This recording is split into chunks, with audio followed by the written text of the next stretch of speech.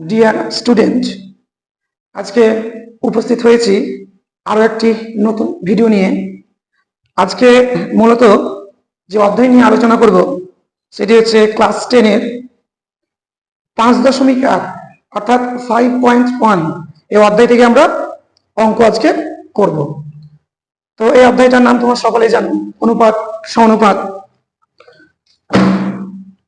তো অঙ্কগুলো শুরু করার আগে প্রথমে একটু বেসিক কনসেপ্ট আমরা একটু করে নিই।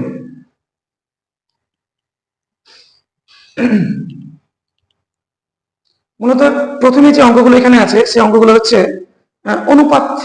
কি ধরনের অনুপাত আছে সেই অনুপাত নিয়ে আমরা আজকে কথা বলবো। অনুপাত সাধারণত 3 প্রকার হয়ে থাকে। অনুপাত সাধারণত 3 প্রকার হয়ে থাকে। এক নম্বর হচ্ছে লঘু অনুপাত, লঘু অনুপাত 2 হচ্ছে গুরু অনুপাত, গুরু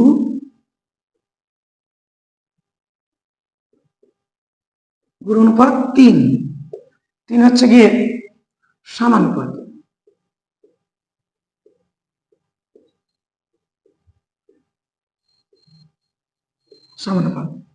আমি একটু উদাহরণ দিয়ে জিনিসগুলোকে বোঝাবার চেষ্টা করছি তোমাদেরকে।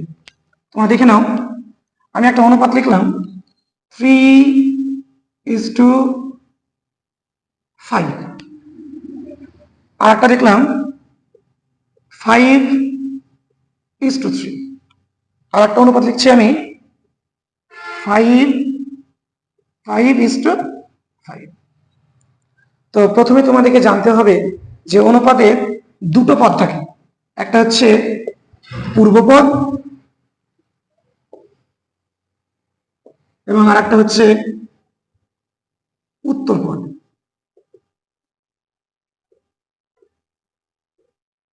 পূর্বপদ এবং উত্তরপদ। তো লঘু অনুপাত কাকে বলে এটা আমরা কি করে বুঝতে পারবো? তো যে অনুপাতের পূর্বপদটা ছোট হবে এবং উত্তরপদটা বড় হবে সেই অনুপাতকে বলা হয় লঘু অনুপাত। বুঝতে পারলে আশা করি? আমি আরেকবার বলছি, যে অনুপাতের পূর্বপদটি ছোট এবং উত্তরপদটি বড় সেই সব অনুপাতকে বলা হয় লঘু অনুপাত। আশা করি এটা বুঝতে পেরেছ। 2 নম্বরটা কি ছিল? গুরু অনুপাত। তো গুরু অনুপাত আমরা কোনগুলোকে বলবো? যে অনুপাতের পূর্বপদটি বড় হবে এবং উত্তরপদটি ছোট হবে সে অনুপাতকে আমরা বলবো গুরু অনুপাত। তোমাদেরকে মনে রাখার জন্য আমি একটু ট্রিক দিচ্ছি। আচ্ছা, গুরু মানে আমরা জানি যে বড়, বয়োজ্যেষ্ঠ ব্যক্তি। তাহলে বড়দেরকে আমরা কি বলে থাকি? গুরু। তাহলে তুমি দেখো এখানে লক্ষ্য করো যে এখানে পূর্বপদটা বড় এবং উত্তরপদটি ছোট, তাই এটাকে আমরা কোন অনুপাত বলবো? গুরু অনুপাত। এটা বুঝতে পেরেছো আশা করি? 3 নম্বরটা কি? সমানুপাত। নামটা দেখে তোমরা সকলে বুঝতে পারছো, অর্থাৎ যে অনুপাতের পূর্বপদ এবং উত্তরপদ দুইটাই সমান থাকবে সেই অনুপাতকে বলা হয় সমানুপাত। তাহলে 3টা হয়ে গেল আমাদের অনুপাত। এটা বেসিক কনসেপ্ট, তোমরা এটা বুঝতে পারলে যে কোনটাকে কি অনুপাত বলা হয়। আমি আরো একবার বলে দিচ্ছি তোমাদের সুবিধার্থে। যে অনুপাতের পূর্বপদটি ছোট এবং উত্তরপদ বড় সেই অনুপাতকে বলা হয় লঘু অনুপাত, এবং যে অনুপাতের পূর্বপদটি বড় আর উত্তরপদটি ছোট সেই অনুপাতকে বলা হয় গুরু অনুপাত। আর সমানুপাত কাকে বলা হয়? যে অনুপাতের পূর্বপদ এবং উত্তরপদ দুইটাই সমান সেই অনুপাতকে বলা হয় সমানুপাত। এবার আমরা বই অঙ্কগুলো একটু করে নেব। দেখি প্রথম দাগের অঙ্কগুলোতে কি বলা হয়েছে।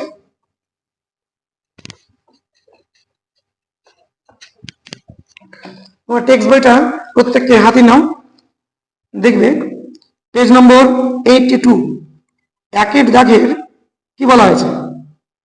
নিচের রাশিগুলি অনুপাতে প্রকাশ করি, ও অনুপাতগুলি সমানুপাত, লঘু অনুপাত না গুরু অনুপাত সেটা বুঝে লিখি। তাহলে প্রথমে আমাদেরকে অনুপাতে প্রকাশ করতে হবে। প্রথম অঙ্কটা কি আছে একটু দেখে নি। প্রথমে বলা হয়েছে একের এক, একের এক, একের একে কি বলা হয়েছে? 4 মাস, 4 মাস এবং 4 মাস এবং 1 বছর 6 মাস। তাহলে আমাদেরকে কোশ্চেনে বলে দিয়েছে যে এগুলোকে অনুপাতে আগে আমরা প্রকাশ করব, তারপরে আমরা বলবো যে এটা কোন অনুপাত। তাহলে প্রথমে দেখো, তোমাদেরকে একটা কথা আমি বলে দিচ্ছি প্রথমে, যে অনুপাতে প্রকাশ করার আগে তোমাকে জানতে হবে দুটো রাশির একক যদি একই না হয় তাহলে সেগুলোকে আমরা অনুপাতে প্রকাশ করতে পারবো না। তাহলে দুইটার একককে আমরা প্রথমে একই করে নেব। প্রথমে দেখো, এটা 4 মাস আছে, 4 মাস, এটা 4 মাস। এখানে দেওয়া আছে 1 বছর 6 মাস, তাহলে এই বছরটাকে আমরা কিসে করে নেব? মাসে করে নেব। তাহলে এখানে আমরা বলতে পারি যে 1 বছর মানে, 1 বছর মানে হচ্ছে 12 মাস, আর এখানে ছিল 6 মাস, তাহলে এটা হচ্ছে তোমার টোটাল মাস হয়ে গেল। তাহলে আমরা বলতে পারি 12 মাস আর 6 মাস হচ্ছে গিয়ে 18 মাস, 18 মাস। তাহলে এবার এই দুটোর মধ্যে আমরা এবার অনুপাত করবো। তাহলে 4 মাস এবং 18 মাস, এখন দেখো দুইটার অনুপাত, অনুপাতের যে একক সেই এককটা কি একই হয়ে গেছে। এবার আমরা এটাকে কি করবো? অনুপাতে প্রকাশ করে নিব। অতএব এই দুটার অনুপাত কত হবে? তাহলে 4 অনুপাত, আমরা মাসটাও লিখে নিচ্ছি, 4 মাস অনুপাত 18 মাস, 4 মাস 18 মাস। এটা অনুপাতের চিহ্ন, এটাকে আমি ইংরেজিতে ইজ টু বলে থাকি। তাহলে 4 মাস এবং 1 বছর 6 মাস, 1 বছর 6 মাস মানে আমরা দেখে নিয়েছি যে 18 মাস। তাহলে 4 মাস আর 18 মাসের মধ্যে অনুপাত কোনটা? এইটা। তাহলে দেখি অনুপাত মানে কি। অনুপাত মানে অ্যাকচুয়ালি আমরা বলতে পারি এ দুটো পূর্বপদ এবং উত্তরপদের যে আনুপাতিক অনুপাত, ভগ্নাংশের আকারে যে প্রকাশ, সেটাকে আমরা কি বলে থাকি? অনুপাত। তাহলে এখানে বলতে পারি আমরা 4 মাস বাই 18 মাস। অনুপাতকে আমরা এভাবে ভগ্নাংশ আকারে লিখতে পারি। তাহলে আমরা বলতে পারি মাস, মাস কেটে যাচ্ছে, এটা কাটাকাটি করছে আমি 2 দিয়ে, 2 দুগুণে 4, 2, 9 দুগুণে 18। তাহলে 4 কেও আমি 2 দিয়ে ভাগ করলাম, 18 কেও 2 দিয়ে ভাগ করলাম। তাহলে উপরে থাকছে 2 আর নিচে থাকছে কত? 9। তাহলে 2/9 এটাকে আমরা অনুপাতে লিখতে পারি 2 অনুপাত 9, অর্থাৎ 2:9। 2:9 বলা যায় আর 2/9 বলা একই কথা। তাহলে 2:9 হয়ে গেল এই দুটি রাশির অনুপাত। প্রথমটা হয়ে গেল। দ্বিতীয়টা দেখি আমরা, 2 নম্বরে কি বলা হয়েছে? 75 পয়সা, 75 পয়সা ও 1 টাকা 25 পয়সা, 1 টাকা, 1 টাকা 25 পয়সা। এই দুইটার অনুপাত কত হবে? প্রথমে আমরা বলে দিয়েছি আগেই যে দুইটার একককে আমরা প্রথমে একই ইউনিটে নিয়ে আসবো। এটা 75 পয়সা, এটা পয়সায় আছে। এখানে 1 টাকা 25 পয়সা মানে কি? আমরা জানি টাকাকে পয়সাতে পরিণত করতে হলে 100 দিয়ে গুণ করতে হয়। তাহলে 1 টাকা মানে 100 পয়সা, এদিকে হচ্ছে 25 পয়সা, তাহলে এটাকে আমরা টোটাল বলতে পারি 125 পয়সা। তাহলে দুইটাই একক একই হয়ে গেছে, পয়সা পয়সা হয়ে গেছে। এবার এদের আমরা অনুপাত করে দেবো খুব সহজেই। অতএব নির্ণয় অনুপাত 75 অনুপাত 125।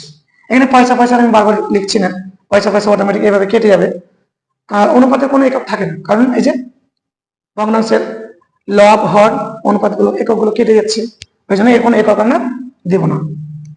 চলো এটাকে আমরা বাই করে কাটাকাটি করছি। তাহলে 75/125, এটাকে আমরা 25 দিয়ে কাটছি। 25 দিয়ে এটাকে ভাগ করো তো, 3 25 75, এটাকে 25 দিয়ে ভাগ করো, 5 25 125।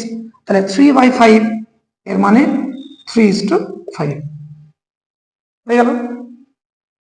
আচ্ছা, তাহলে এখানে অনুপাতে প্রথমটা আমি বলতে ভুলে গেছি যে এটাকে অনুপাতে প্রকাশ করা হয়ে গেছে, দুইটাই কিন্তু অনুপাতে প্রকাশ করা হয়ে গেছে। এখন বলতে হবে যে এটা কোন অনুপাত। আমরা আগে বলেছিলাম যে অনুপাতের পূর্বপদটি ছোট এবং উত্তরপদটি বড়, সেই অনুপাতকে বলা হয় লঘু অনুপাত। তাহলে এটা কোন অনুপাত হবে? লঘু, লঘু অনুপাত। এটা কোন অনুপাত হবে? এটাও সেম হবে। পূর্ব পদটি বড় এবং উত্তর পদটি, সরি, এখানে পূর্ব পদটি ছোট এবং উত্তর পদটি বড়, তাহলে এটাও কোন অনুপাত হবে? লঘু অনুপাত হবে। লঘু অনুপাত। দুটো হয়ে গেল। নেক্সট নেক্সট কি বলেছে? নেক্সট বলেছে 60 সেমি, 3 নম্বর, এটা 60 সেমি ও 0.6 মিটার, এই দুইটার মধ্যে আমরা অনুপাত করে নেব। সেই প্রথমের মতোই আবার এই সেমিটাকে আমরা সেমি রাখছি, মিটারটাকে তাহলে আমরা সেমি করে নিচ্ছি, কারণ দুইটার একক আমাদেরকে একই নিয়ে আসতে হবে। তাহলে এটাকে আমরা করে নিচ্ছি।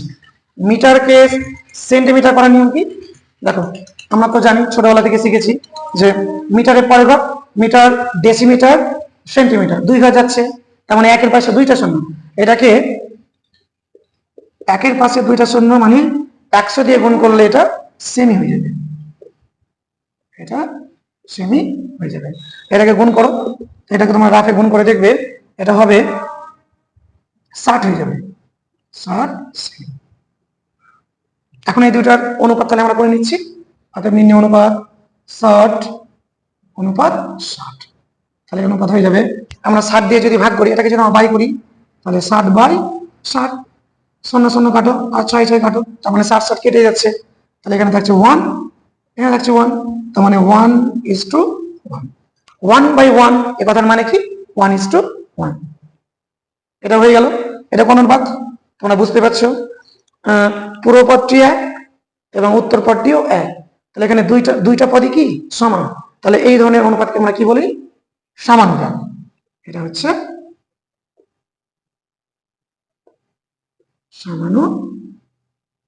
সমানুপাত। নেক্সট, আচ্ছা, নেক্সট 4 নম্বরের অঙ্কটা তোমরা বাড়িতে করে নেবে এবং আমাকে কমেন্ট বক্সে জানিয়ে দেবে যে এটা উত্তর কত বেরিয়েছে। কমেন্ট বক্সে এর উত্তর আমাকে তোমরা জানিয়ে দেবে। তাহলে 4-এরটা HW তোমরা করে নেবে। আচ্ছা, আমরা পরবর্তী অঙ্কগুলোতে চলে যাচ্ছি। 2-এর দাগে কি বলা হয়েছে দেখি।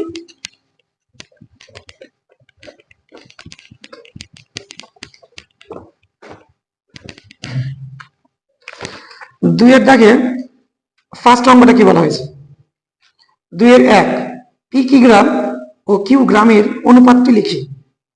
পি কিগ্রাম এবং কিউ গ্রামের অনুপাতটি লিখি। তাহলে অনুপাতটা আমরা লিখব, পি কিগ্রাম, 2-এর 1, পি কিগ্রাম, পি কিগ্রাম, আর একটা হচ্ছে কিউ গ্রাম। এই দুইটার মধ্যে অনুপাত চেয়েছে।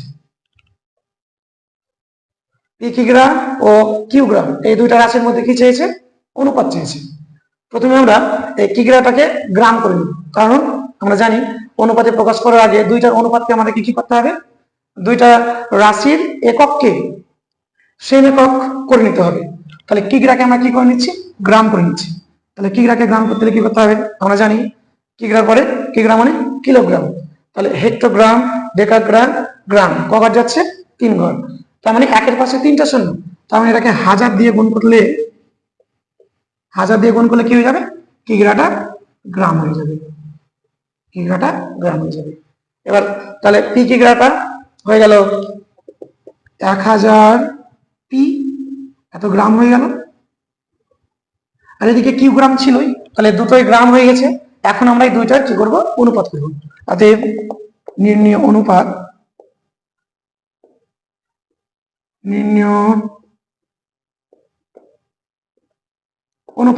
আমাকে বলেছিল পি কিগ্রাম আর কিউ গ্রামের মধ্যে অনুপাতে প্রকাশ করতে বলা হয়েছিল, তাহলে আমরা সেটা এখন করে নিচ্ছি।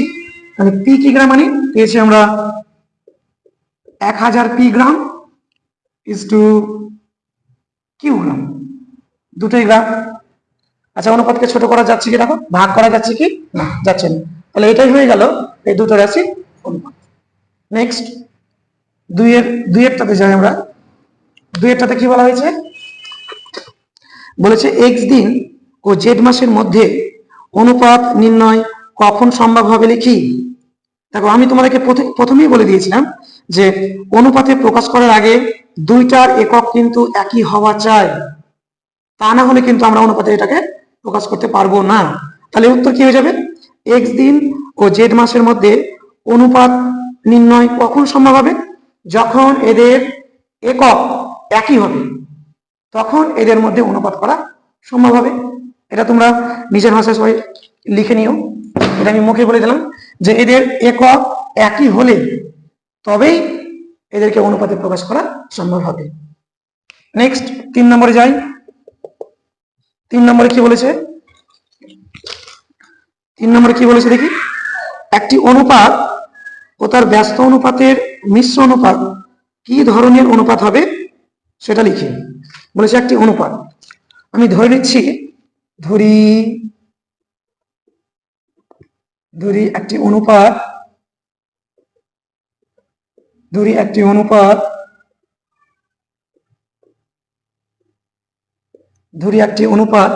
a is to b, এটা আমি ধরে নিচ্ছি। এখানে বলেছে একটি অনুপাত, তো অনুপাতটা আমি কত ধরে নিলাম, a is to b, এবং বলেছে এর ব্যস্ত অনুপাত, অতএব a is to b এর ব্যস্ত অনুপাত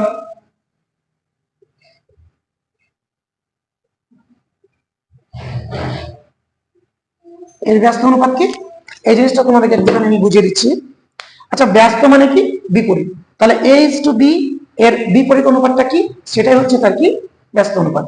তাহলে আমরা a is to b এর ব্যস্ত অনুপাত কত লিখতে পারি, b is to a, ব্যস্ত মানে বিপরীত।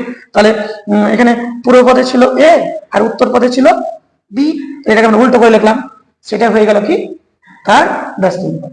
এখন জানতে চেয়েছে কি, একটি অনুপাত মানে a is to b ধরে নিয়েছিলাম এবং তার ব্যস্ত অনুপাত হলো b is to a। এখন এই দুটো অনুপাতের মিশ্র অনুপাত কি হবে সেটা জানতে চেয়েছি। আরেকবার ভালো করে বুঝো, a is to b একটি অনুপাত এবং তার ব্যস্ত অনুপাত হচ্ছে b is to a। এখন এই দুইটার মিশ্র অনুপাত কি হবে, অতএব মিশ্র অনুপাত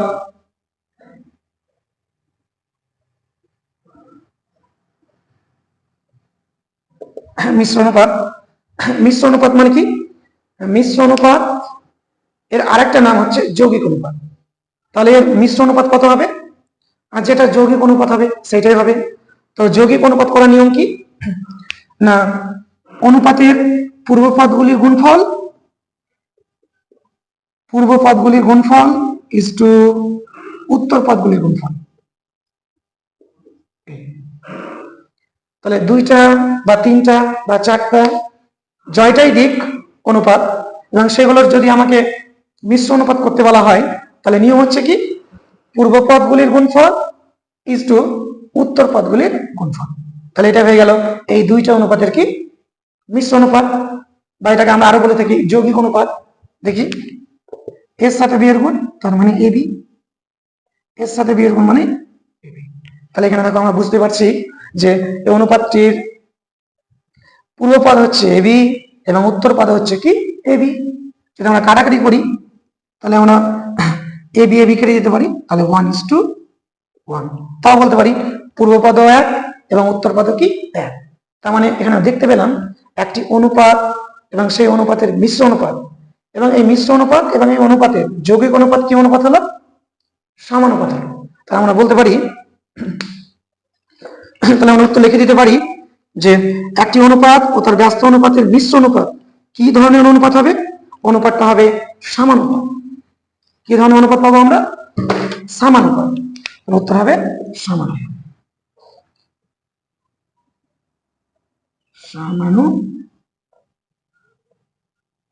সমানুপাত। নেক্সট, এরপরে আমরা নেক্সট করে নিচ্ছি।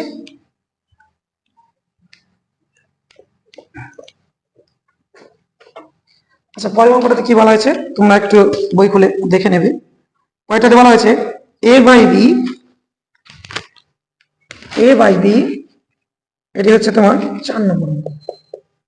a by B is to C, এটা একটা অনুপাত, কমা আরেকটা দেওয়া আছে B by C is to এ।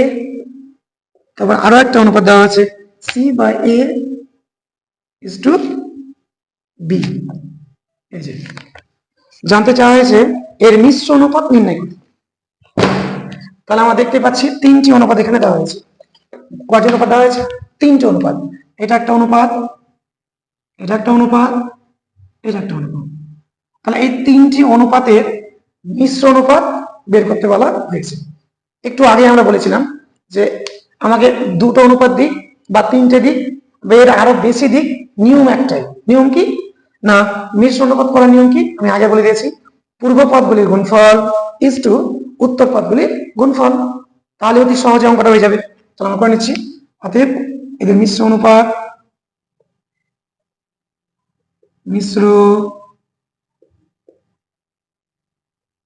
এদের মিশ্র অনুপাত বার করতে বলা হয়েছে। তাহলে আমি আগে বলেছি পূর্ব পদগুলির গুণফল, তাহলে এখানে পূর্ব পদ কত এ বাই বি, এখানে পূর্ব পদ কত বি বাই সি, এখানে পূর্ব পদ কত সি বাই ডি। তাহলে প্রথমে পূর্ব পদগুলির গুণফল হয়ে গেছে ইজ টু। এবার উত্তর পদগুলির গুণফল, উত্তর পদ এখানে আছে সি, এখানে উত্তর পদ আছে এ, এখানে উত্তর পদ আছে বি। দেখি আমরা কাটাকাটি হচ্ছে কিনা একটু দেখে নিই। উপরে বি, বি কেটে যাচ্ছে, সি, সি কেটে যাচ্ছে, এ, এ কেটে যাচ্ছে। তাহলে ভগ্নাংশ কেটে যাচ্ছে, তার মানে 1 হবে এখানে। 1 ইজ টু, এখানে তো কাটাকাটি হচ্ছে না, গুণ করে দিচ্ছে একটু, এ বি সি সাজিয়ে দিলাম, এ বি সি। তাহলে এই তিনটি অনুপাতের মিশ্র অনুপাত হয়ে গেল 1 is to A B C. Next পরেরটা দেখে নেবো আমরা।